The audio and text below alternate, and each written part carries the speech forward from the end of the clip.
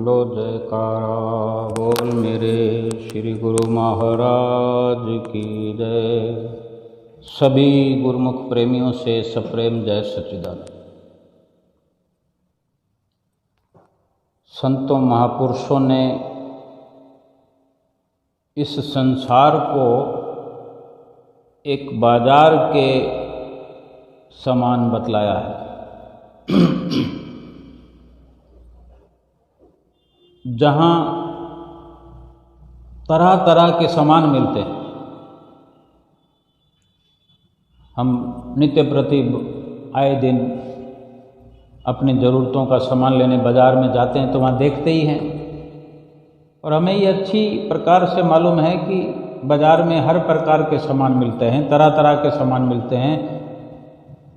और जब जिस वक्त जो चीज़ हमें चाहिए होती है उस दुकान पर जाते हैं, उस तरह के सामान को ढूंढते हैं और अपना सामान जो मिल जाता है अपनी पसंद का लेकर घर आ जाते हैं और सोचते हैं कि हमने अपना काम कर लिया। जिस मकसद से बाज़ार गए थे वो मकसद पूरा हो गया और निश्चिंत होकर घर चले जाते हैं।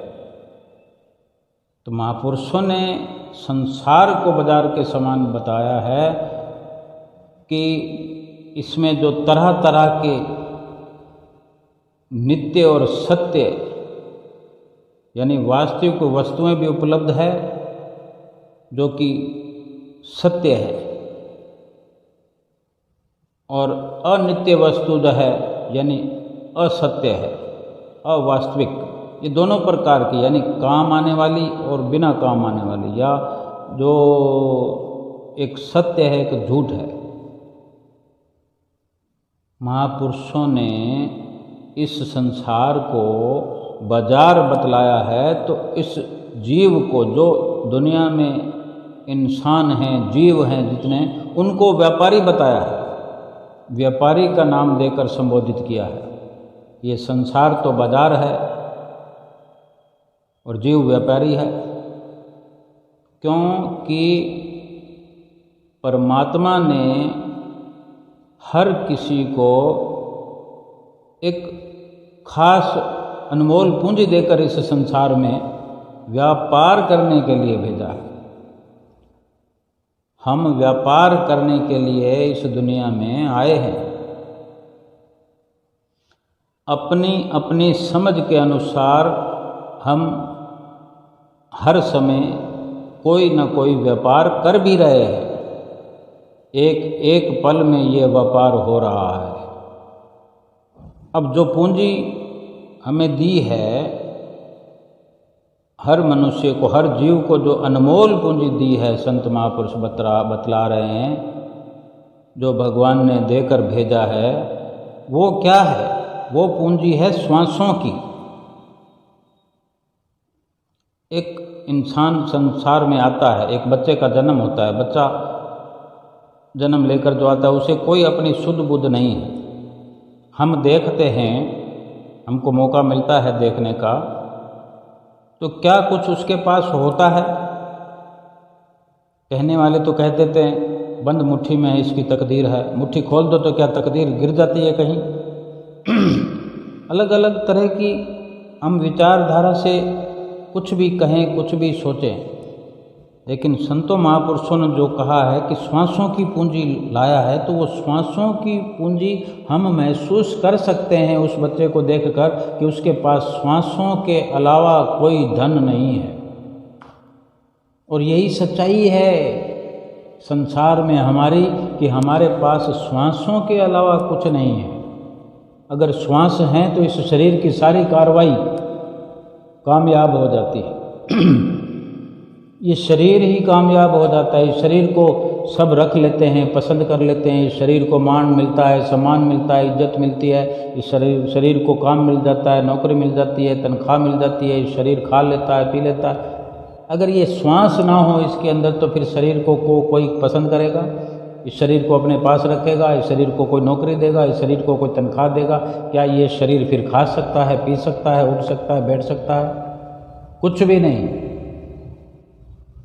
और इंसान क्या 24 घंटे हाँकता रहता है, मुझे ये नहीं मिला, मुझे वो नहीं मिला। अगर श्वास ना मिले और दुनिया भर का धन मिल जाए तो किस काम आएगा? अगर श्वासों की ही बहुत बड़ी कदर है, श्वासों का ही बोलबाला है मनुष्य जीवन में, तो श्वास तो बड़े अच्छे से भगवान ने हमें भर कर भेजा है, हम क्यों परेशान हैं।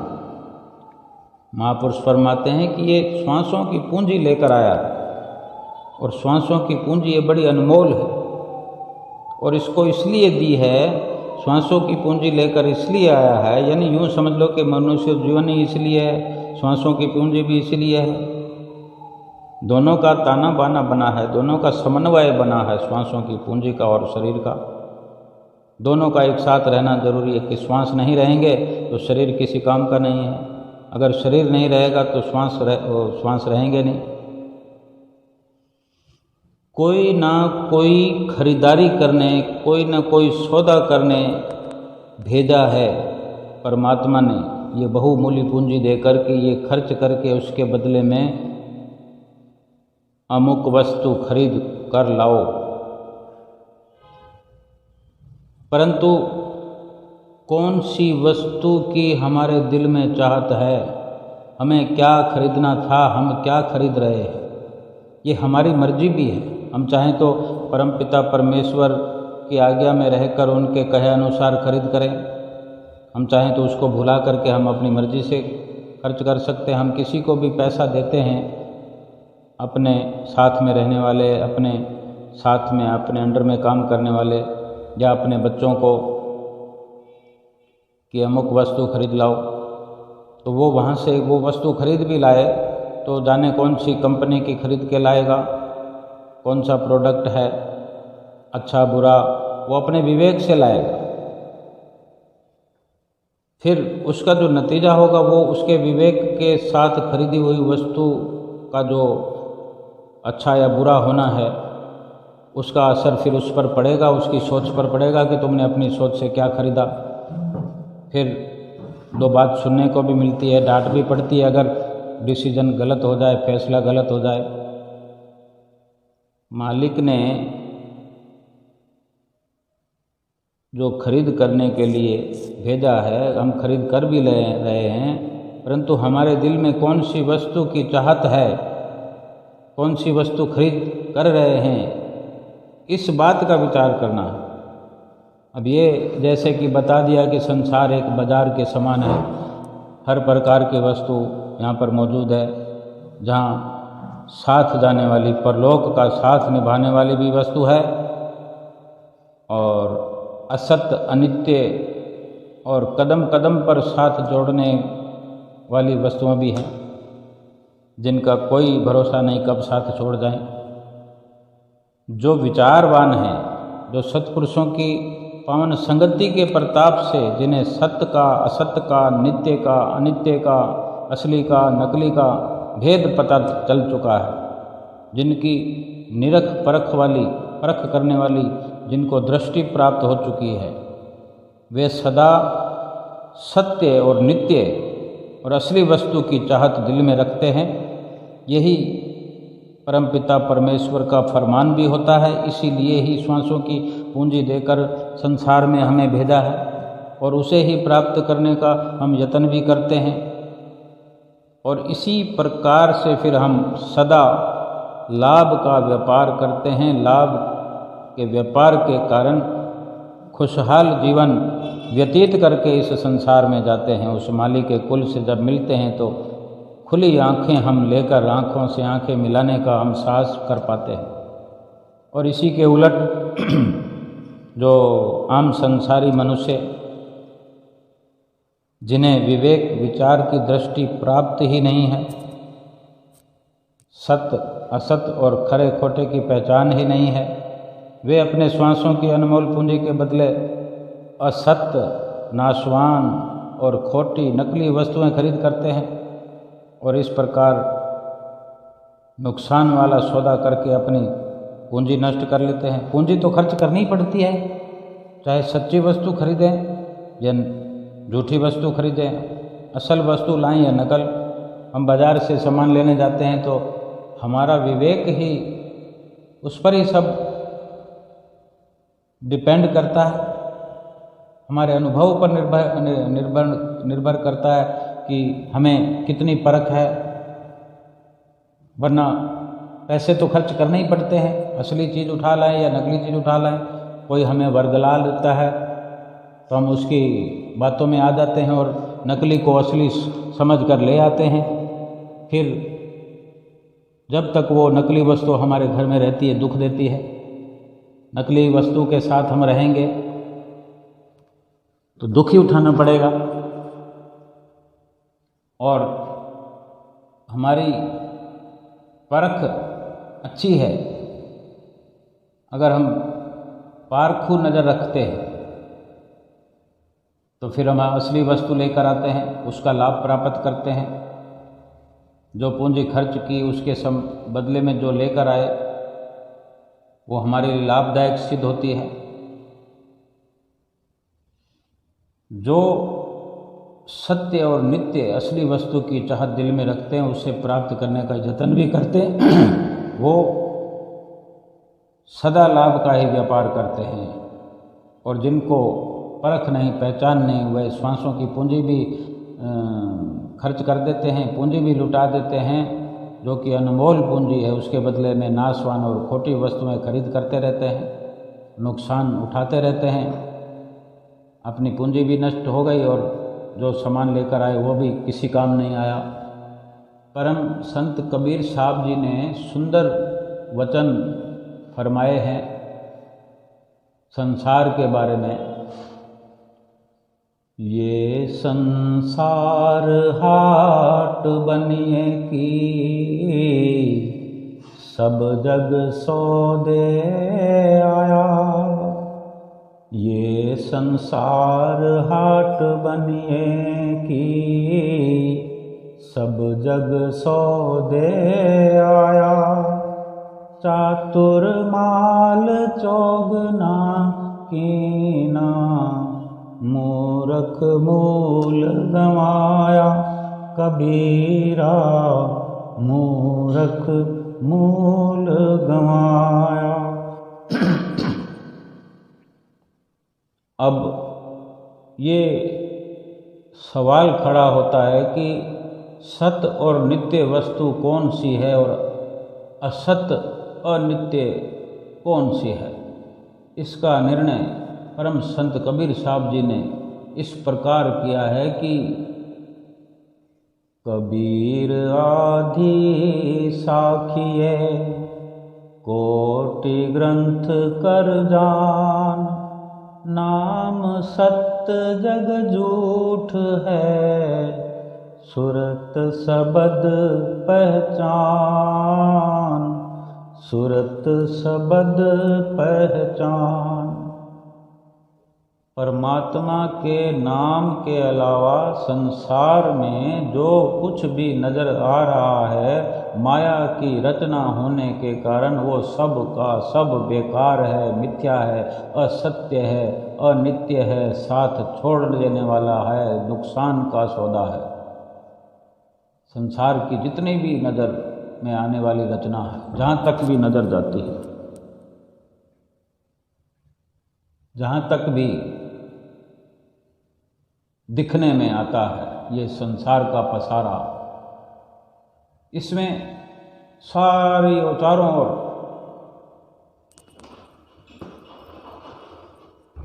दिल को लुभा लेने वाले माया के असत पदार्थ तथा शरीर इंद्रियों के भोग जो हैं वो चारों ओर फैले हुए हैं। और इंसान के पास सही परख पहचान की सही शक्ति न होने से वो इनकी जो चमक दमक है सामानों की, इन भोगों की बाहरी सुंदरता है, इस चमक दमक तथा ऊपर से दिखने वाले और लुभायमान होने वाले पदार्थों से धोखा खा जाते हैं और इन पर आसक्त हो जाते हैं, मोहित हो जाते हैं। फिर नतीजा ये होता है कि हर समय इन्हीं की प्राप्ति के यत्न में लगे रहते हैं। सोचते हैं कि ये सुख देंगे, ये आनंद देंगे, सुख और आनंद तो मिलता नहीं। फिर उसी सुख को, आनंद को लगातार ढूंढते ही रहते हैं और सामान संसार में ख़त्म नहीं होने के, माया के सामानों की कभी कमी नहीं आती। लेकिन श्वासों में तो कमी आ रही है, पूंजी की तो कमी हो जाती है, पूंजी तो समाप्त हो जाएगी एक दिन नकली सामानों में लगकर, नकली सामानों को इकट्ठा करने में। हर समय इन्हीं की प्राप्ति के यत्न में लगे रहकर अपने श्वासों की बहुमूल्य पूंजी को हम नष्ट कर देते हैं। ये वस्तुएं तो वास्तव में असत, नाशवान और साथ छोड़ जाने वाली हैं। इस प्रकार ये असत वस्तुएं खरीद कर और खोटा गलत व्यापार करके हर कोई अपनी हानि कर लेता है। सत्य, नित्य तथा लोक परलोक में साथ निभाने वाली वस्तु तो परमात्मा का पवित्र नाम है। सच्ची परख ना होने से इस और आम मनुष्यों का तो ध्यान ही नहीं जाता। ऐसे लोगों की दशा का वर्णन करते हुए सतपुरुष श्री गुरु अर्जन देव जी महाराज भी कथन करते हैं कि रतन त्याग कौड़ी संग रचे, साच छोड़ झूठ संग मचे, जो छड़ना सो अस्तर कर माने, जो होवन सो दूर पराने, छोड़ जाए तिसका श्रम करे, संग सहाय तिस पर हरे। कि अज्ञानी जीव नाम और भक्ति रूपी हीरे मोतियों को, रत्नों को त्याग कर माया के पदार्थ, शरीर के सुख सुविधा के समान तथा इंद्रियों के रस भोग रूपी कंकड़ पत्थर इकट्ठा करने में लगा रहता है। वो सत्य वस्तु अर्थात परमेश्वर के नाम तथा भक्ति को छोड़कर झूठे नश्वर पदार्थों के साथ लिव लगाता है। जो माया के पदार्थ शारीरिक सुख सुविधाओं के समान तथा ऐन्द्रियक रस भोग आदि यहाँ पर छोड़ जाने हैं, उन्हें नित्य स्थायी और साथ निभाने वाला समझकर उनके साथ चित्त का संबंध जोड़ता है। और यदि जो हमेशा रहने वाली स्थायी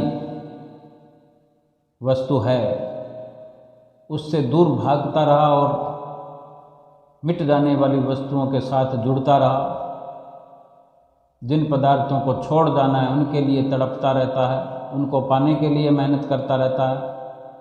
परमात्मा का नाम सच्चा है, सच्चा नाम जो सदा अंग संग रहता है, रहने वाला है, लोक परलोक दोनों में सहायता करने वाला है, उसे भुला बैठा है, उसकी समझ नहीं है, उसकी परख नहीं है।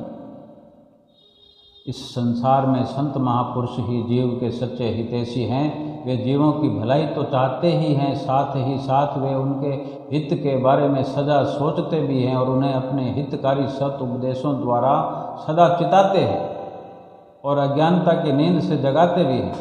वे जीव को वास्तविकता दर्शाते हुए फरमाते हैं कि यह जीव श्वासों की अनमोल पूंजी देकर परमपिता परमात्मा ने तुझे संसार में जो भेजा है, सच्चा व्यापार करने के लिए भेजा है। सोच समझ कर व्यापार कर जिससे तुझे लाभ हो, और जब लाभ वाला व्यापार करके तू परमात्मा के सामने जाएगा तो उज्जवल मुख जाकर सामने खड़ा हो सकेगा। मतलब यह कि अपने श्वासों की बहुमूल्य पूंजी को नाम और भक्ति की कमाई में लगकर सफल कर, क्योंकि यही कमाई परलोक में साथ जाएगी और मुख उज्जवल कराएगी। प्रभु नाम के अलावा बाकी सब कुछ यहीं रह जाएगा। सतपुरुष श्री गुरु अर्जन देव महाराज जी के बड़े सुंदर वचन हैं हमारे समझने के लिए। इकस हरि के नाम बिन अगे लय है कोय, कि एक हरि के नाम के बिना सब कुछ रास्ते में छीन लिया जाता है, आगे ले जाने ही नहीं दिया जाता। और इस प्रकार के संतों महापुरुषों के वचनों पर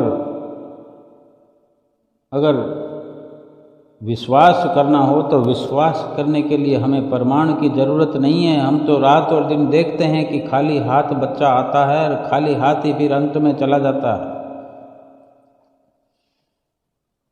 हरि के नाम के बिना बाकी सब कुछ छीन लिया जाता है, क्योंकि आगे परलोक में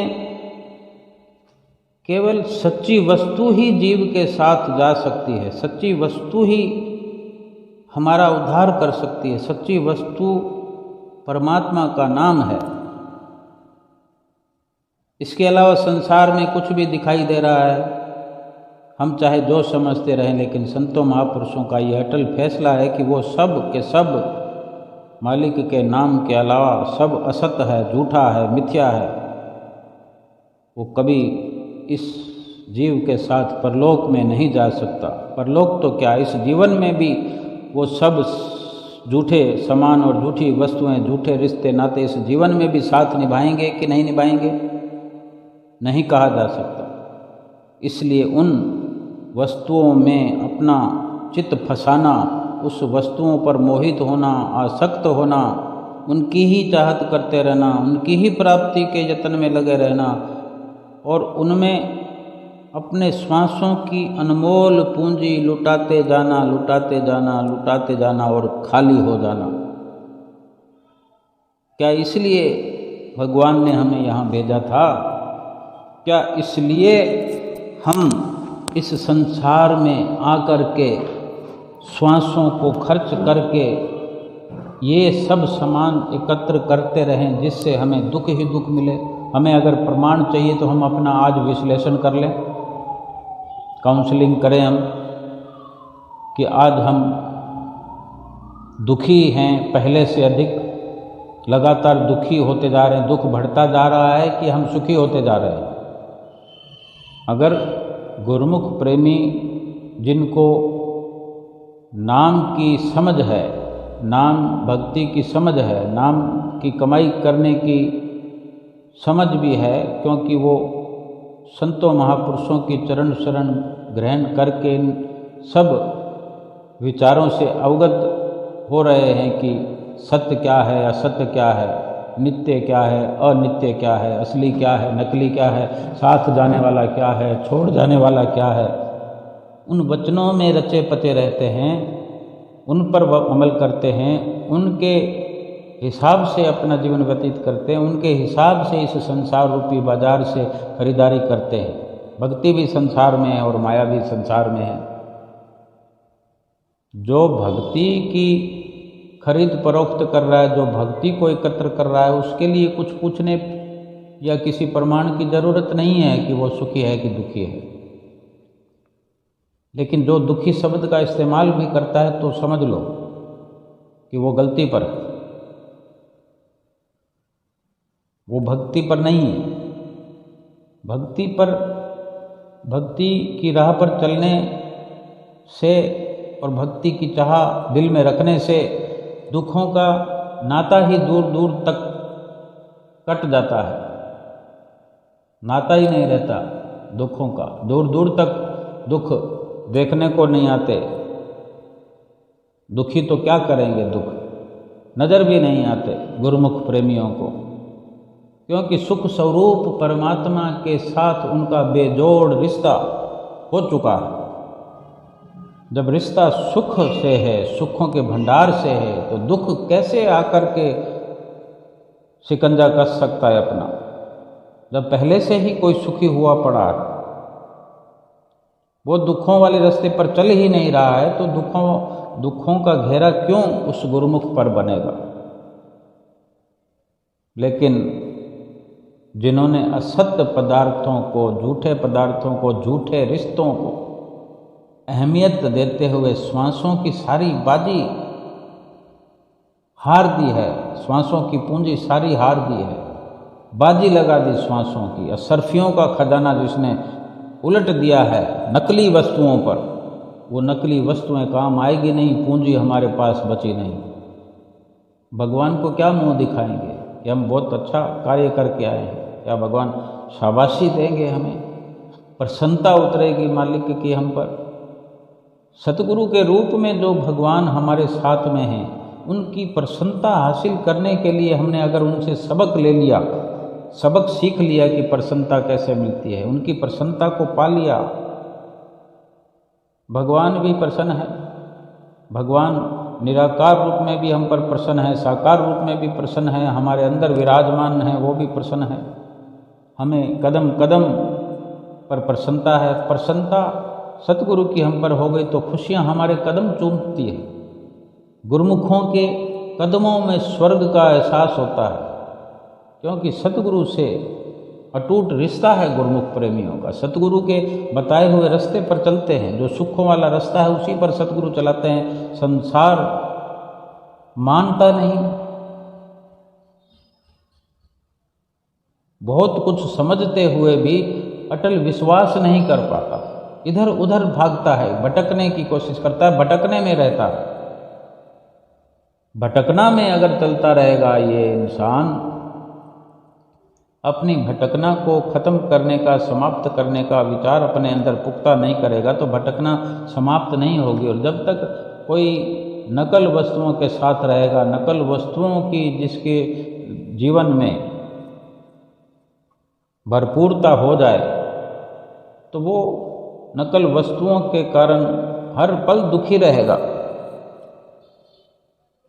जिसने असल वस्तु मालिक की भजन भक्ति को प्राप्त करने के लिए निर्णय कर लिया, अपना फैसला कर लिया, अपना जो श्वासों का खजाना है, श्वासों की पूंजी है, असल वस्तु के लिए ही रात और दिन खर्च कर रहा है, उसके बदले में जो मालिक की सुख देने वाली भक्ति प्राप्त हो रही है, तो सुख का संचार हो रहा है हृदय में, सुख की भरमार हो रही है। तो सुख अगर हमारे घर में आ गया तो क्या सुख वो चारों दिशाओं में वो फैलता हुआ नज़र नहीं आएगा? जहाँ हम रहेंगे तो काफ़ी दूर दूर तक उसकी भक्ति की खुशबू फैलती है, उसका असर फैलता है। भक्ति की खुशबू इस प्रकार की होती है कि अगर कोई चाहत रखने वाला हो भक्ति की, तो भक्तिवान इंसान के संपर्क में आने से ही उसको भक्ति का असर होने लगता है, भक्ति का सुख मिलने लगता है। हम कई बार देखते हैं कि कोई हमारे आदरणीय कुछ भक्त लोग होते हैं या संत जन, महात्मा जन, श्री दरबार के जिनसे हमारा संपर्क होता रहता है समय समय पर, कहीं भी हों, घर में हों, बाहर हों, सड़क पर हों, दरबार में हों, आश्रम पर हों, ऐसे ऐसे वचन हमें सुनने को मिलते हैं, हमारा दिल गद गद प्रसन्न हो जाता है। दिल की गहराइयों तक वो सात्विक शब्द, वो सत्य और असत्य का फैसला कराते हुए शब्द हमारे दिल की गहराइयों को छू जाते हैं। उसका असर होने, भक्ति की खुशबू, उनके संपर्क मात्र से ही हम कहते हैं आनंद आ गया, मज़ा आ गया। कोई तो कहता है कि कोई मिठाई खाई, रसगुल्ला खाया, मज़ा आ गया, मुँह मीठा हो गया। थोड़ी देर में वो जिस रास्ते पे खान पान को जाना होता है वो आखिरकार मल मूत्र में तब्दील हो जाता है और फिर से भूख लग जाती है। भक्ति की खुराक जहाँ से भी मिले, जब वो दिल की गहराइयों में, जीव आत्मा में, दिल में पहुँचती है, फिर वो पनपती है, फैलती है, उसकी किरणें प्रस्फुटित होती है, वो अपना असर दिखाती है। वो शरीर को तृप्त करने वाली शारीरिक वस्तु नहीं है जो वो मलमूत्र अख्तियार करेगी, मलमूत्र बन जाएगी या उसका विनाश हो जाएगा। भक्ति फैलती है, भक्ति महकाती है, भक्ति सुखी बनाती है, भक्ति सुख पहुंचाती है, जहाँ तक भी उसकी महक जाती है। हम भी इस प्रकार नित्य प्रति सत्संग सुनते हैं, सत्संग सुनते सुनते हमें अनुभव हो जाते हैं। हमारे संपर्क में कोई आता, हम इसे ऐसी सुंदर सुंदर सत्संग की वार्ता करते हैं, सत्संग की चर्चा करते हैं, तो हमारे संपर्क में आने वाला भी कहता है कि आहा मज़ा आ गया, आनंद आ गया। क्या तो उसने खाया, क्या पिया जो मज़ा आ गया? इसमें रसगुल्ले की तो बात ही नहीं है, कोई बर्फ़ी की बात नहीं है, मज़ा कैसे आ गया? क्योंकि ये मज़ा जीवात्मा को आ गया, इस शरीर के मालिक को आ गया। उसको रसगुल्लों की ज़रूरत नहीं है, इस शरीर के मालिक को कुछ खाने पीने की ज़रूरत नहीं है। भक्ति की चाह है, भक्तिवान बनने के लिए आया है, भक्ति को पाने के लिए जीवात्मा इस शरीर को साथ लेकर आया है। ये शरीर रहने का एक ठिकाना है जीवात्मा का, वो किसी न किसी शरीर में तो रहेगा, लेकिन जब भक्ति का खजाना भरपूर हो जाएगा जीवात्मा के लिए, ये जीव अख्तियार करेगा भक्ति को, तो ये हमेशा हमेशा के बंधनों से भी आज़ाद हो जाएगा, बार बार शरीरों में प्रवेश करने से छुट्टी हो जाएगी। क्या भक्ति के इतने बड़े मायने हैं? अगर ये बात सही है और हमें भी सही समझ में आती है, हम रोज नित्य प्रति सत्संग सुनते हैं। गुरुमुख प्रेमी चाहे कोई सुनाने वाला हो चाहे कोई सुनने वाला हो, एक ही है। वो सुनाने वाला भी एक है, सुनने वाले भी एक है। जिस तरह अभी हम सुन रहे हैं, सुना रहे हैं, जो मेरे द्वारा सुनाया जा रहा है, मेरे शरीर के इस्तेमाल के द्वारा ये ध्वनि निकल रही है, लेकिन इस ध्वनि को बनाकर बाहर फैलाने वाला वही मेरा सतगुरु प्यारा है। उसकी कृपा असीम है। वो अंदर बैठा हुआ चाहता है कि मैं इस सेवा को प्राप्त करूं, इस सेवा को कर पाऊं। वो चाहता है तो फिर मेरे द्वारा ये हो सकती है। जो भी शब्द निकलते हैं मेरे सतगुरु की कृपा होती है, वही सुनाता है। और आप गुरुमुख भाई बहन, छोटे बड़े बुजुर्ग, जो भी सुन पाते हैं, सुनते हैं, आप सब में भी विराजमान मेरा सतगुरु प्यारा, जिनकी असीम कृपा हम सब पर है, उसी की रहमतों से ही आप सब लोग सुन पाते हैं। इसका मतलब यही हुआ कि वही सुनाने वाला है, वही सुनने वाले हैं। ये बात भी इस जीवन में समझ में आ जाए। हम जो विशेष बात है वो यही है कि हमने सुनकर लाभ क्या लिया, या फिर सुनाकर लाभ क्या लिया। यानी लाभ वही कि सुना कर भी क्या, जो सुनाया सतगुरु की कृपा से ही। सतगुरु ने सब कुछ किया लेकिन हमें माध्यम बनाया। लेकिन इस प्रकार की ये सेवा कहें, ड्यूटी कहें, कुछ भी कहें, भक्ति में लगना कहें, ये सब करके पहले ये विचार करें कि जो सुनाया, जो वर्णन किया जिह्वा से, क्या उस पर अमल होता है। अगर होता है, अमल होने का प्रयास भी होता है, और जितना अधिक होता है सतगुरु की प्रसन्नता उतनी अधिक उतरती है। अगर हमने सतगुरु की प्रसन्नता को पाना है इस कार्य को करते हुए, तो अमली कार्रवाई तो सबसे पहले बनती है। फिर सतगुरु की कृपा में, उनके आशीर्वाद में कमी नहीं हो सकती। और सुनने वाले गुरुमुख प्रेमी भी सुनकर अगर लाभ लेना चाहते हैं तो लाभ वाली श्रेणी में आना होगा, लाभ वाले रास्ते पर चलना होगा। फिर हम देखेंगे सतगुरु की बड़ी प्रसन्नता प्राप्त होगी। सुख दुख का तो कोई विषय नहीं है कि ये शब्द, ये अक्षर, ये उच्चारण मेरे द्वारा हो कि सत्संग सुनने से ये हो जाएगा, सत्संग को सुनने से वो हो जाएगा। हाँ, अमल करने से 100% जिम्मेवारी सतगुरु हमारी लेते हैं, हमारे घरों को चलाते हैं, गरीबों को शहंशाह बनाते हैं।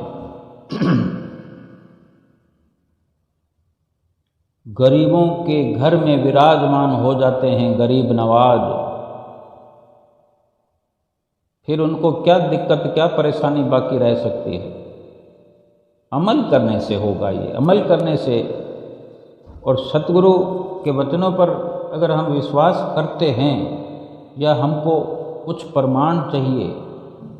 इस सत्संग चर्चा के अंदर जो कुछ भी हम सुनते कहते हैं उसका परिणाम अगर किसी को भी चाहिए तो फिर से रोज़ तो चर्चा होती है, फिर से कर लेते हैं। आज के सतगुरु ने कितनी बार अपने मुखार बिंद से फरमाया है, यानी पार ब्रह्म परमेश्वर संत रूप में जो अवतरित हैं हमारे सन्मुख आज हुजूर छठी पातशाही गुरु महाराज जी के रूप में, जो हमारी आँखें नित्य प्रति दर्शन करती हैं, समय समय उनके रूबरू होने का भी हमें अवसर मिलता है। उन्हीं की कृपा से उनके मुखार बिंद से हम सुनते हैं। जब जब भी वे हमारा हाल पूछते हैं कि आप सब कुशल मंगल हैं, खुश प्रसन्न हैं, और जब आवाज़ हमारी निकलती है जवाब देते हैं कि जी स्वामी जी हम सब कुशल मंगल हैं, तो श्री गुरु महाराज जी गद गद प्रसन्न होकर आशीर्वाद भी देते हैं और मुस्कुराते हुए फिर वचन फरमाते हैं कि आपको खुश प्रसन्न देखकर हमें भी बड़ी प्रसन्नता हो रही है। कितने दयालु हैं हमारे श्री गुरु महाराज जी। और जो उनके वचन हमें अमल में लाने की हिदायत होती है तो वो भी समय समय पर हम सुनते रहते हैं कि खुद भगवान कह रहे हैं संत रूप में, श्री आनंदपुर धाम दरबार के शहंशाह जो हमारे हर दिल में बस रहे हैं, उनकी बैठक को मजबूत करना है तो उनके वचनों को दिल में बसाना पड़ेगा। और वो क्या कहते हैं और क्या लाभ बताते हैं हमें कि ये सब नियम निभाने से क्या लाभ होता है, हम विचार करें। तभी तो आप वचन फरमाते हैं कि 5 नियम दरबार के जो करते श्रद्धाधार, लोक और परलोक के सतगुरु जिम्मेवार। ये 2 लाइनें बोली गई हैं, छोटी छोटी 2 लाइनें हैं, 20, 30, 50 शब्द होंगे, लेकिन इसका सार कितना बड़ा है। हमारे जीवन को महका सकता है, हमारे लोक परलोक को महका सकता है, जो हमारी सामर्थ्य से बाहर है, लेकिन हमें समर्थवान बनाना चाहते हैं हमारे सतगुरु। क्या फरमाते हैं कि 5 नियम दरबार के, यानी जो 5 नियम दरबार के श्रद्धा से धारण करते हैं, श्रद्धा से निभाते हैं, फिर श्री गुरु महाराज जी इस लोक का भी जिम्मा लेते हैं, परलोक का भी जिम्मा लेते हैं। कोई है हमारे साथ इस दुनिया में, आज तक कोई आया हमें कहने के लिए कि इस लोक की जिम्मेवारी है, इस लोक में हम चाहे 100 साल जिए, 40, 50, 60, 70 साल की तो उम्र हो ही गई है हमारी। कोई 40 में है, कोई 50 में, कोई 30 में है, चलो 20 में है, तो 100 को तो पहुंचना ही है ना। अगर 100 को जिसने पहुंचना है, अभी बहुत समय पड़ा है, तो हमें ये सुनने को मिल रहा है कि इस लोक के जिम्मेवार, यहाँ पर तो सब झटके देने वाले मिलते हैं दुनिया में। एक भाई भाई को कहता है कि मैं तुझे देख लूँगा, कोई किसी को बनाने वाला नहीं है, तोड़ने वाले हैं, गिराने वाले हैं, उठाने वाला कोई नहीं है। सतगुरु तो उठाते तो हैं ही, लेकिन शिखर की बुलंदियों तक पहुंचाना चाहते हैं, यानी परलोक। तो ये कह सकते हैं कि आसमान से भी कहीं ऊंचाई की बात है, वर्णन में वो नहीं आती। परलोक की जिम्मेवारी जो है हमारी जिह्वा के वर्णन में तो नहीं आ सकती। अगर इस प्रकार से नहीं सोचेंगे तो बड़ी हल्की सी बात है, लोक परलोक के सतगुरु जिम्मेवार। लेकिन ये देखें कि हम संसार में कितने दुख उठा रहे हैं, कितनी मन की मलिनताओं के चलते हम कदम कदम पर दुखी हो रहे हैं। अगर सतगुरु की शरण मिल गई है, फिर भी दुख तो पीछा नहीं छोड़ रहे हैं, लेकिन दुख घटते हुए, दुख छटते हुए नजर आने लगते हैं। सतगुरु की रहनुमाई पर चलने पर, सतगुरु के वचनों पर जब अमल करने लगते हैं, नियमों को श्रद्धा से, श्रद्धा का शब्द जो है वो अहम है। 5 नियम दरबार के जो करते श्रद्धाधार, ये श्रद्धा, इसको बहुत बड़ा जूम करके हम देख सकते हैं कि श्रद्धा को जितना मर्जी बढ़ा सकते हैं। और श्रद्धा का ही जब प्रवेश हमारे अंदर हो जाए, श्रद्धा से किसी नियम की शुरुआत करेंगे तो उस नियम के मायने हजारों लाखों करोड़ों गुना बढ़ जाते हैं, उसका असर बढ़ जाता है। अगर श्री आरती पूजा श्रद्धा से करते हैं तो करोड़ों गुना फल बढ़ जाएगा, सेवा श्रद्धा से करते हैं तो करोड़ों गुना अरबों गुना फल बढ़ जाएगा उसका। दर्शन करते हैं, ध्यान करते हैं, सत्संग करते हैं, अगर श्रद्धा से निमग्न होकर, ओतप्रोत होकर, लवलीन होकर, संसार में जैसे गिरे मरे पड़े हैं, लवलीन हुए पड़े हैं, रोम रोम में संसार को बसा रखा है और सारे संसार के हर एक सामान में अपने आप को मिटा रखा है, घुसे पड़े हैं उसमें, निकलने का हम नाम ही नहीं लेना चाहते। अगर भक्ति का आज ख्याल आ गया है तो इस प्रकार से लिप्त हो जाएं, सोचें कि हम संसार पर किस प्रकार से लिप्त थे, उसी प्रकार से नाम में लिप्त हो जाएं, सतगुरु के साथ लिप्त हो जाएं, लगन लग जाए।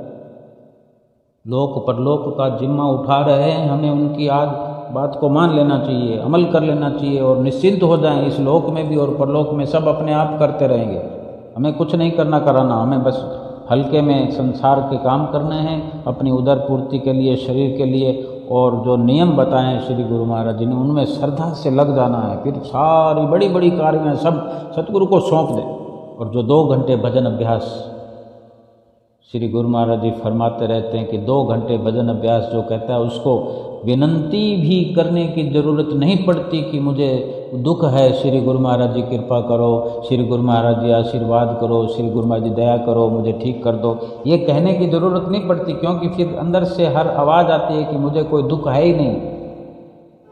जब सुख के दाता, सुख के करुणागार सतगुरु की हम पर इस प्रकार से नज़र हो गई, मेहर हो गई, दुख का क्या, दुख का मतलब ही क्या है उसके जीवन में, ऐसे गुरुमुख के जीवन में जिसको हर वक्त हर पल सतगुरु की याद बनी रहती है, तो सतगुरु की उस पर दया बनी रहती है।